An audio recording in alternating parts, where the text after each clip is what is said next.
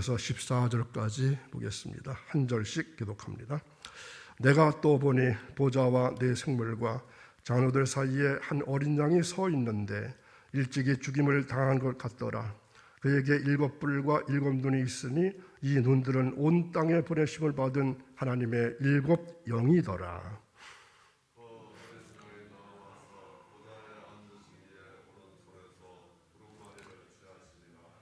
그 두루마리를 취하심에 네 생물과 24장로들이 그 어린 양 앞에 엎드려 각각 검은 고와 향이 가득한 금 대접을 가졌으니 이 향은 성도의 기도드리라.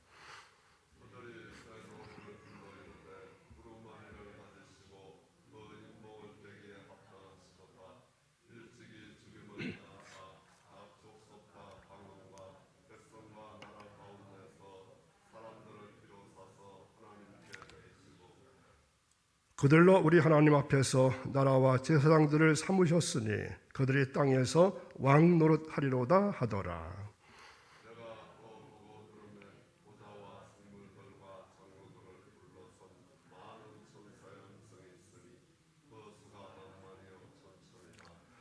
큰 음성으로 이르되 죽임을 당하신 어린 양은 능력과 부와 지혜와 힘과 존귀와 영광과 찬송을 받으시기에 합당하도다 하더라.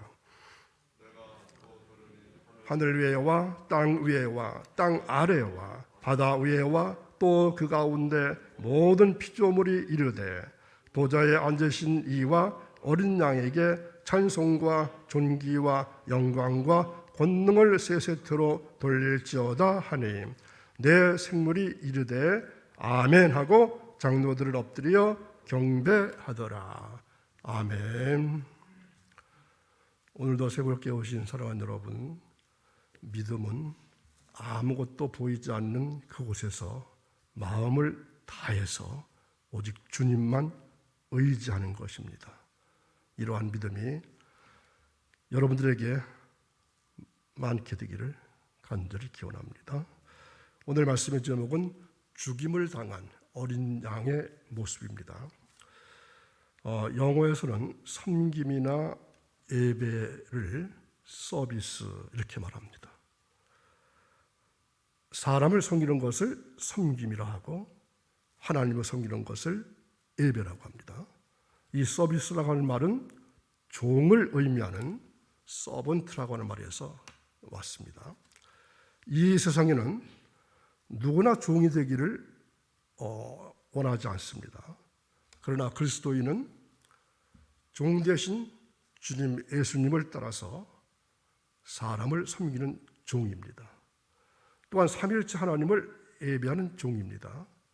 우리의 한 주간 동안의 삶은 얼마나 진정한 섬김을 이루어냈느냐 하는 것으로 하나님 앞에 평가를 받게 될 것입니다. 그리고 믿음 공동체에 나와서 함께 드리는 예배에서는 우리가 얼마나 우리의 영혼 깊은 곳으로부터 진실하고 참된 예배를 드리는가에 따라서 하나님께 받아들여질 것입니다. 요한계시록에 기록된 시기는 1세기 말, 그러니까 기원 후 90년 무렵입니다. 당시는 로마 제국이 지중해 연안의 지역을 지배하고 있을 때였습니다. 특히 도미티안 황제는 여러 식민지에서 황제 숭배를 강요하기 시작했습니다. 황제 숭배는 로마 제국의 통치 이념이었습니다. 피식민지 나라를 황제 숭배라고 하는 이념으로 묶으려고 했던 것입니다. 당시 로마 제국 안에 있었던 여러 종교는 이러한 황제 숭배와 적절한 선에서 타협했지만 유대교와 기독교만은 적극적으로 투쟁했습니다. 왜냐하면 황제 숭배가 하나님 신앙과 대립된다고 보았기 때문입니다. 이것은 구약시대의 바알 숭배와 투쟁한 예언자들의 태도와 비슷하다고 볼 수 있습니다. 황제 숭배가 초기 기독교의 중심지인 소아시아 지역에서 때로는 노골적으로 때로는 암시적으로 강요되었습니다. 예를 들어서 황제 숭배를 서약하지 않거나 관공서에 설치된 황제상에 절하지 않는 사람은 공무원이 될 수가 없습니다. 경우에 따라서 기독교인들이 순교도 당했습니다. 예수를 믿는다고 하는 것은 생존의 위협을 감수하는 일이었습니다. 이러한 어려움에 빠진 기독교인들을 위로하기 위해서 요한계시록이 기록되었습니다. 이러한 글이 교회 밖에 알려지면은 어려움이 더 커질 것을 염려해서 비밀스러운 단어를 사용할 수밖에 없었습니다. 그래서 어떻게 보면은 요한계시록은 간첩들이 사용하는 암호문과 같다고 볼 수 있습니다. 암호문을 이해하기 위해서는 암호를 풀어야 하는 것처럼 오늘 본문도 역시 풀어야 합니다. 비록 상징적인 표현이 많이 나온다 할지라도 본문이 전체적으로 무엇을 말하는지는 대략 알 수 있습니다. 하늘에 많은 사람들이 모여서 찬송을 부르고 있는 모습이 보입니다. 어떤 모습일까요? 마치 성가다의 찬양과 같습니다. 자, 읽은 말씀 12절을 다시 보겠습니다. 12절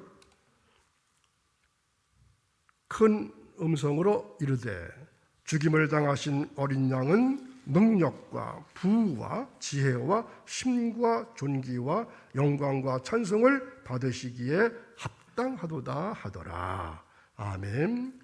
자, 어린 양에게 영광과 찬송을 돌리라고 하는 합창이자 외침입니다. 영광과 찬송이 무엇을 가리킬까요? 우리도 매주일마다 교회에 나와서 예배를 드리면서 하나님께 영광과 찬송을 드린다고 생각합니다. 또 그렇게 기도도 합니다. 개인에 따라서 이런 예배를 통해서 특별한 영적인 감동을 받는 사람도 있지만 또 없는 사람도 있습니다. 감동을 받는다고 해서 그것이 다 하나님께 영광과 찬송을 돌린다는 보장 또한 없습니다. 형식적으로는 하나님을 예배하지만 실제로는 자기 영광을 추구하는 경우도 있습니다.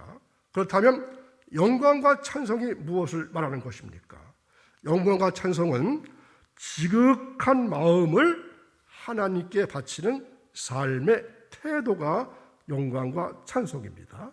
지극한 마음을 하나님께 바치는 삶의 태도.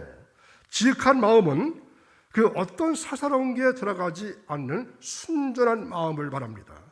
그런데 이게 쉽습니까? 쉽지 않습니까? 하나님께 기도 드릴 때도 사사로운 게 자주 들어갑니다. 정상적인 예배를 드리면서도 집중하지 못하는 사람들이 많습니다. 딴 생각으로 빠져들기도 합니다. 지금 여러분들이 말씀을 듣고 있지만 여러분 생각은 딴 데 가 있을 수 있다는 얘기입니다. 예배만이 아니라 일상 가운데서도 사사로운 것에 너무나 치우칩니다. 매 순간 이해 타산에 예민해집니다. 영광과 찬송과는 거리가 먼 것입니다. 초기 기독교인들은 예수 그리스도를 절대적인 존재로 경험했습니다. 그래서 그를 향해서 기꺼이 영광과 찬송을 바쳤습니다. 그런 신앙이 오늘 본문에는 죽임을 당한 어린 양이라고 하는 암호에 들어있습니다. 어린 양은 고대 이스라엘의 제사의식과 연결됩니다. 어린 양을 제물로 바침으로 해서 죄가 용서받는다고 하는 의미입니다. 특히 죽임을 당한 어린 양이라는 표현은 유월절 의식과 깊은 연관이 있습니다. 우리가 출애굽기를 공부할 때 이러한 내용들을 공부했습니다. 유대인들은 유월절이 올 때마다 집에서 어린 양을 잡았습니다. 그것은 출애굽 당시에 행해진 종교의식을 반복하는 것입니다. 출애굽 당시에 유대인들은 양을 잡아서 그 양의 피를 대문 기둥에 발랐습니다. 그 피 흔적으로 말미암아 죽음의 천사가 유대인 집을 지나치고 그 흔적이 없는 이집트인들만 잡아 집만 들어갔다는 것입니다. 이 유월절 양의 피는 죄와 죽음으로부터의 해방을 의미합니다. 어린 양은 바로 예수 그리스도를 가리킵니다. 그의 죽음이 인류 구원의 길이 되었다는 것입니다.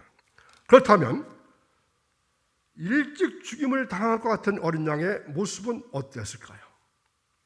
먼저 7뿔을 가지고 있다고 말씀합니다. 7은 완전과 충족을 상징하는 숫자입니다. 그리고 뿔은 힘과 능력을 상징합니다. 따라서 어린 양은 완전 무결한 능력과 권세를 지녔음을 알 수 있습니다. 또한 어린 양은 7 눈을 가지고 있다고 했습니다. 7 눈은 하나님의 7 영으로서 곧 하나님의 깊은 것까지라도 통달하시는 지혜와 통찰의 성령님을 가리킵니다. 그래서 어린 양은 성령이 충만하신 분으로서 결국 어린 양과 성령님은 일체가 됨을 알 수가 있습니다. 그런데 어린 양의 7 눈이 온 땅에 보내졌다 하는 것은 우주 만물의 모든 것을 감찰하심을 의미합니다. 결국 어린 양의 7 뿔과 7 눈은 예수 그리스도의 전능성과 전지성을 의미합니다. 참으로 이러한 신분과 자격을 가진 자만이 하나님의 보좌 앞으로 나가서 그 오른손 위에 있는 두루마리 책을 취해서 7 인을 뗄 수 있기에 합당하신 것입니다. 세상의 모든 피조물을 대표할 수 있는 네 생물과 또 이스라엘의 각 족장과 사도를 대표하는 24장로가 성도들의 기도가 가득 담긴 금 대접을 드리면서 찬양을 드리는 것을 볼 때 우리는 기도로 하나님께 향기로운 제사를 드려야만 합니다. 그러므로 새벽 지단을 매일같이 쌓으면서 기도한다는 중요성을 다시 한번 인식할 필요가 있습니다. 새벽마다 여러분들이 기도하는 것은 뭐라고요? 향기로운 제사를 하나님께 드리고 있는 것입니다. 수많은 천사가 큰 음성으로 계속 찬송과 경배를 드리는데 능력과 부와 지혜와 힘과 존귀와 영광과 찬송을 받으시기에 합당하도다 이렇게 외쳤습니다. 거룩하신 하나님께서 고난을 당하신 어린 양에게 하늘과 땅의 권세를 모든 것을 주셨으니 감히 그의 심판에 변명할 자가 없고 영광을 돌릴 뿐입니다.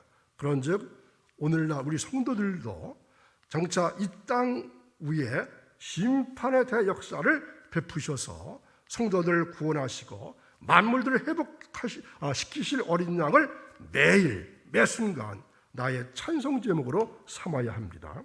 그 찬송 속에는 구속함에 대한 감사와 기도가 배어 있어야 할 것입니다.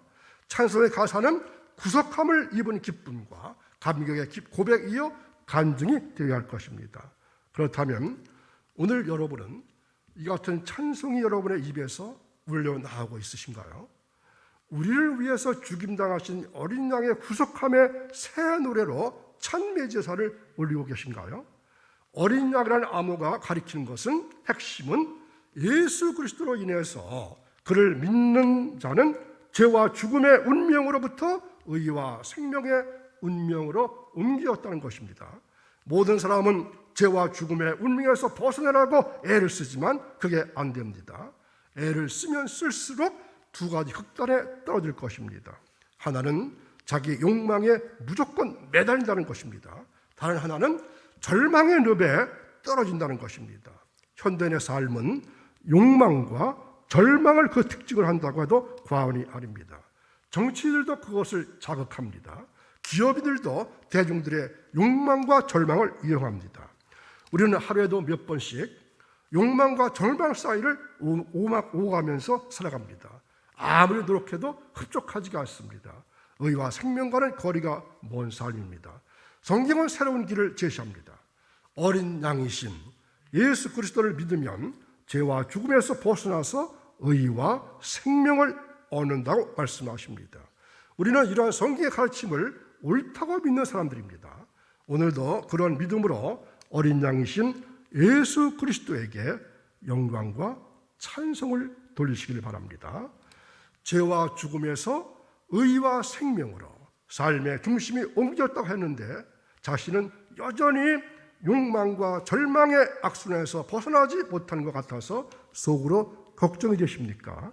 믿음이 있는 건지 아닌지도 잘 모르겠다고 생각하는 분들도 혹 계실 수 있습니다. 다음을 기억하십시오. 의와 생명은, 즉 구원은 은총으로 주어진 것입니다. 은총은 선물이라는 뜻입니다. 선물을 받아보셨나요? 선물을 몰라보면 선물은 아무 의미가 없습니다. 의와 생명은 그걸 누릴 수 있는 사람에게는 실제로 주어집니다. 여러분의 의와 생명을 알아보지 못하고 누리지 못한다면 의와 생명이 여러분과 아무런 상관이 없습니다. 그래서 예수님은 들을 귀 있는 사람, 이렇게 단서를 붙이면서 말씀하고 계십니다. 예수 그리스도를 하나님의 아들로, 즉 죽임을 당한 어린 양으로 경험한 사람이라고 한다면 그와 동일한 운명에 떨어지는 것을 가장 큰 기쁨으로 여기게 됩니다. 그 운명은 뭘까요? 바로 십자가와 부활입니다. 그와 함께 죽고 그와 함께 사는 것입니다. 이 사실을 말로만이 아니라 존재 전체로 받아들이는 사람은 자기 안과 밖에서 주어지는 모든 것으로부터 자유로워집니다. 이러한 신앙 경험의 근거에서 요한계시록을 기록한 사람은 죽임을 당한 어린 양에게 영광과 찬송을 돌린다고 외쳤습니다. 저는 여러분에게 이러한 경험이 많이 일어나기를 바랍니다. 날이 갈수록 이런 경험이 더 깊어지기를 진심으로 축원합니다. 이제 교회 절기는 부활절입니다. 부활절은 예수님이 부활한 날부터 시작해서 50일간이 부활절기입니다. 색깔은 하얀색을 쓰죠. 하얀색은 어떤 뜻이 있을까요? 승리와 순결, 이러한 뜻이 있습니다. 자, 하얀색을 볼 때마다 승리 또는 순결을 생각해 보시기 바랍니다. 기도하겠습니다. 죽임을 당한 어린 양 예수님, 머리 숙인 귀한 주의 자녀들 이 시간 만나 주옵소서. 그리고 나를 사랑하셔서 나를 위하여 죽으신 예수 그리스도 앞에 우리의 마음을 활짝 열고 진정 주님을 믿으며 진정 주님을 사랑하며 진정 주님을 찬양하는 아름다운 하나님의 자녀들이 될 수 있게 하옵소서. 주님을 사랑하는 행복과 주님의 사랑을 받는 기쁨이 우리에게 있으면 우리는 아무리 세상이 험해도 승리의 삶을 살 수 있다는 것을 저희들은 굳게 믿고 있습니다. 아버지, 이 놀라운 은혜를 우리들에게 허락해 주옵소서. 이 한 주간 살아갈 때 주님 함께 하시고 동행해 주시는 임마누엘 축복의 삶을 살게 하실 것을 믿사오며 예수님의 이름으로 기도하옵나이다. 아멘.